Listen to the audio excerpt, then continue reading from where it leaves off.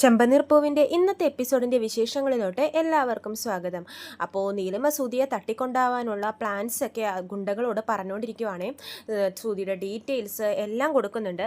എന്നിട്ട് പറയുന്നുണ്ട്, എനിക്കൊന്നെങ്കിൽ അവൻ്റെ കയ്യിൽ നിന്ന് 50 ലക്ഷം രൂപ കിട്ടണം, അല്ലെങ്കിൽ അവൻ്റെ കയ്യിൽ നിന്ന് ആ കടം ഞാൻ എഴുതി മേടിപ്പിക്കും. ഇതാണ് എൻ്റെ 2 പദ്ധതികൾ. ഇത് രണ്ടും എനിക്ക് ഇതിലേതെങ്കിലും ഒന്ന് എനിക്ക് വിജയകരമായിട്ട് നടക്കണം. അതിനാണ് അവനെ തട്ടിക്കൊണ്ട് വരാൻ വേണ്ടി പറയുന്നതെന്നൊക്കെ നീലിമ ഗുണ്ടകളോട് പറയുന്നുണ്ട്. കൊല്ലൊന്നും വേണ്ട, തട്ടിക്കൊണ്ട് വന്നാൽ മാത്രം മതി. ഇനി അവൻ പൈസ ഒന്നും തരാൻ ഭാവം ഇല്ലെങ്കിൽ നമുക്ക് എന്താണെന്ന് അടുത്തത് തീരുമാനിക്കാം. നിങ്ങൾ എന്ത് പദ്ധതി ഇടുമ്പോഴും അത് എന്നോടും കൂടി പങ്കുവെച്ചിട്ടേ നിങ്ങൾ ആ പദ്ധതി ഓപ്പറേറ്റ് ചെയ്യാവൂ എന്ന് നീലിമ വാണിംഗ് കൊടുക്കുന്നുണ്ട്. അതുപോലെ തന്നെ സുധി ജോലി ചെയ്യുന്ന സ്ഥലങ്ങളും, അതായത് ചന്ദ്ര ഹോം അപ്ലയൻസ്, അതുപോലെ തന്നെ ചന്ദ്രോദയത്തിൻ്റെ വീടിൻ്റെ ലൊക്കേഷൻ എല്ലാം ഇവർക്ക് ഷെയർ ചെയ്യുന്നുണ്ട്. അതുമാത്രമല്ല, നീലിമയുടെ മനസ്സിൽ സുധിയെ തട്ടിക്കൊണ്ട് വന്നിട്ട് ശ്രുതിയെ മാത്രം ഈ വിവരം അറിയിച്ച് ശ്രുതിയെയും കൂടി അങ്ങോട്ട് വിളിച്ചും കൊണ്ട് വന്നിട്ട് തൻ്റെ ആവശ്യം നടത്താനാണ് നീലിമയുടെ പദ്ധതി. ഈ നീലിമയാണ് ഇതിൻ്റെ പുറകിലെന്ന് ശ്രുതി മാത്രമേ അറിയാൻ പാടുള്ളൂ, വേറെ ആരും അറിയരുതെന്ന് ഗുണ്ടകൾക്ക് വാണിംഗും കൊടുക്കുന്നുണ്ട്. അപ്പോൾ അവർ പറയും, മാഡം ഞങ്ങൾ പൈസ തന്നവരെ, നമുക്ക് കൊട്ടേഷൻ തന്നവരെ ഞങ്ങൾ ഒറ്റിക്കൊടുക്കാറില്ല, ഞങ്ങൾ ആരോടും മാഡത്തിൻ്റെ പേരോ ഡീറ്റെയിൽസോ ഒന്നും പറയില്ലെന്ന് ഗുണ്ടകളും വാണിംഗ് കൊടുക്കുന്നുണ്ട്, ഗുണ്ടകളും പറയുന്നുണ്ട്. അപ്പോൾ അവർ എന്നിട്ട് അങ്ങോട്ട് പോകുന്നുണ്ട്.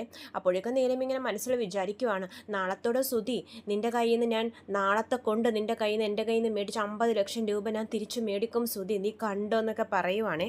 അത് കഴിഞ്ഞിട്ട് കാണിക്കുന്നത് നമ്മുടെ അച്ചമ്മ ചന്ദ്രയെ ഫോണിൽ വിളിച്ച് ചീത്ത പറയുവാണ്. രേവതിക്ക് വയ്യാതിരിക്കുന്ന സമയത്ത് തന്നെ ചന്ദ്ര വീട്ടിൽ നിൽക്കാതെ കറങ്ങാൻ പോയാലൊക്കെ അച്ചമ്മക്ക് നല്ല ദേഷ്യമുണ്ട്. അതിൻ്റെ ദേഷ്യം ചന്ദ്രയോട് തീർക്കുന്നുണ്ട്.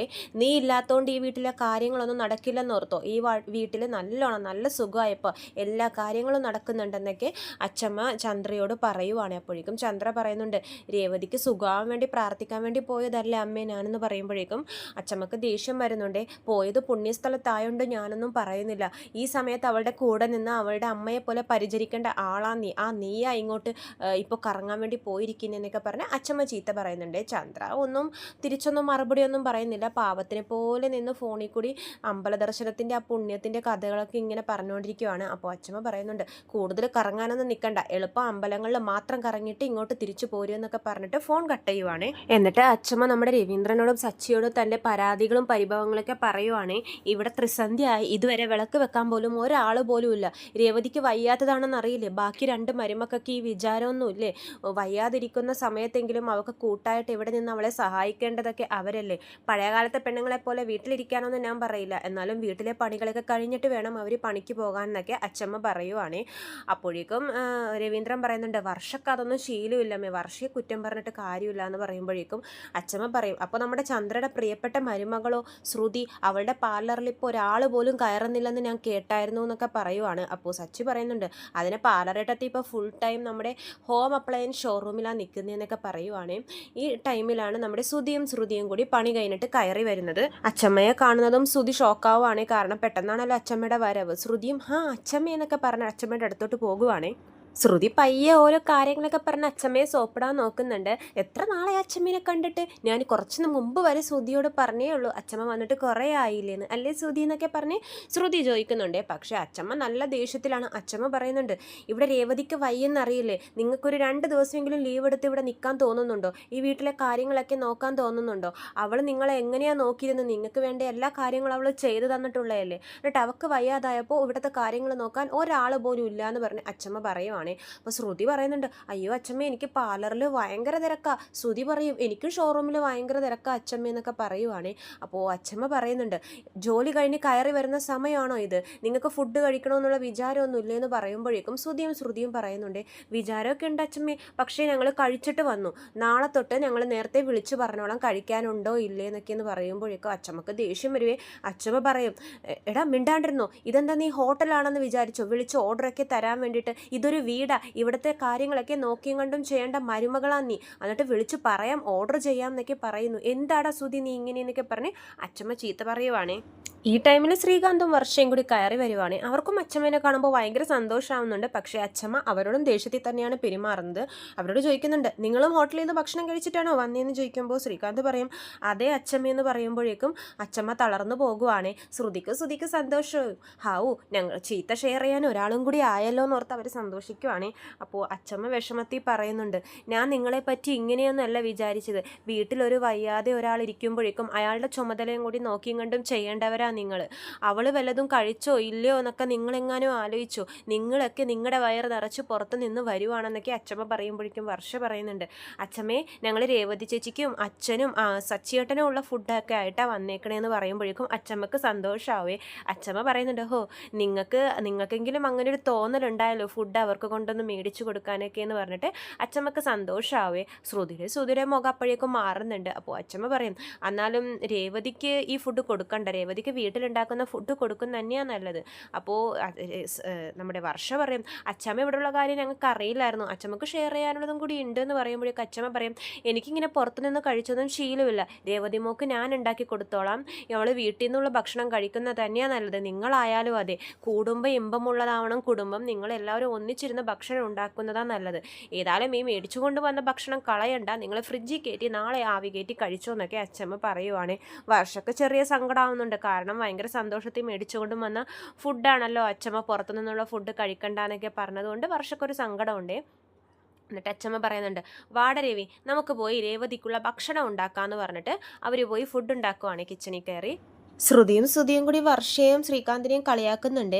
എല്ലാവർക്കും കൂടി ഭക്ഷണം കൊണ്ടുവന്നിട്ട് ഇപ്പം എന്തായി, ആരും കഴിച്ചില്ലല്ലോ, സ്വന്തം കാര്യം നോക്കി ഇനിയെങ്കിലും ജീവിക്കാൻ പഠിക്കുക, ബാക്കിയുള്ളവരുടെ കാര്യമൊക്കെ ഇങ്ങനെ എന്തിനാ നോക്കുന്നതെന്ന് പറഞ്ഞിട്ട് ശ്രുതി പോകുവാണ്.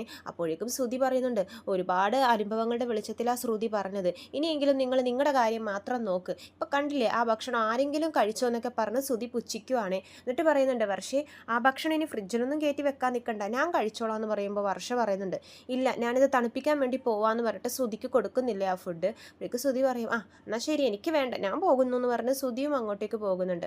എന്നിട്ട് വർഷ തൻ്റെ സങ്കടം ശ്രീകാന്തിനോട് പറയുന്നുണ്ട്, എത്ര സന്തോഷത്തിലാണ് നമ്മൾ ഈ ഫുഡ് മേടിച്ചുകൊണ്ട് വന്നത്, എന്നിട്ട് ആരും കഴിച്ചില്ലല്ലോ ശ്രീകാന്ത് എന്ന് പറയുമ്പോൾ ശ്രീകാന്ത് പറയുന്നുണ്ട്, നീ വിഷമിക്കേണ്ട വർഷേ, അച്ഛമ്മയൊക്കെ ഒരു പഴയ ആൾക്കാരല്ലേ, അവർക്ക് ഇതൊന്നും പുറത്തുനിന്നുള്ള ഫുഡൊക്കെ കഴിക്കുന്നതൊന്നും അത്ര ഇഷ്ടാവില്ല, ഏതായാലും നമ്മളെ ചീത്തയൊന്നും പറഞ്ഞില്ലല്ലോ, നീ വിഷമിക്കണ്ട എന്നൊക്കെ പറഞ്ഞ് ശ്രീകാന്ത് വർഷയെ സമാധാനിപ്പിക്കുന്നുണ്ട്.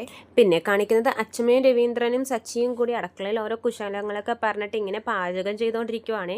നല്ല സന്തോഷത്തിലാണ് 3 പേരും കൂടി പാചകം ചെയ്യുന്നത്. അതിൻ്റെ ഇടയിൽ സച്ചി പാട്ട് പാടുമ്പോഴേക്കും രവീന്ദ്രൻ പറയുന്നുണ്ട്, എടാ സച്ചി നീ ഈ പാട്ടൊക്കെ നിർത്തിപ്പോയി നമ്മുടെ രേവതിയുടെ കൂടെ പോയി ഇരുന്നേ, അവൾ വയ്യാതെ ബോറടിച്ചിരിക്കുമായിരിക്കും, നീ അങ്ങോട്ടേക്ക് ചെല്ലുമെന്ന് പറഞ്ഞ് സച്ചിയെ പറഞ്ഞു വിടുന്നുണ്ട്.